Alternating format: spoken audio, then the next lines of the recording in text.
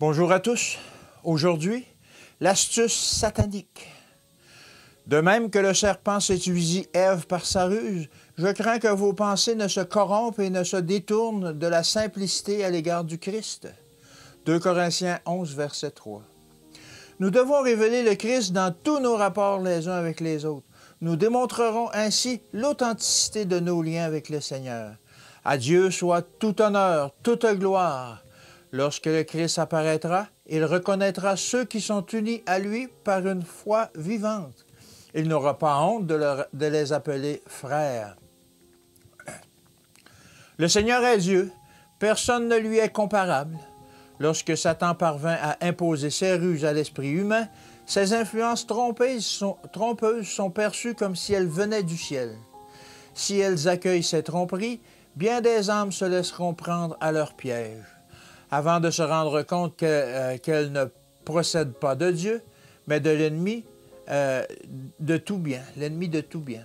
Je vous assure que ce sera l'une de nos perplexités que de distinguer entre l'authentique et le contrefait. La tromperie s'insinue sans que nous soyons conscients.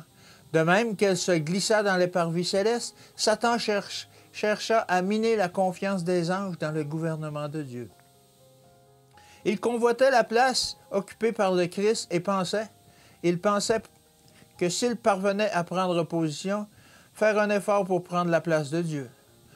Adroitement, il présenta ses suggestions aux anges, et beaucoup les accueillirent favorablement. Il laissa ses insinuations fermenter dans leur esprit.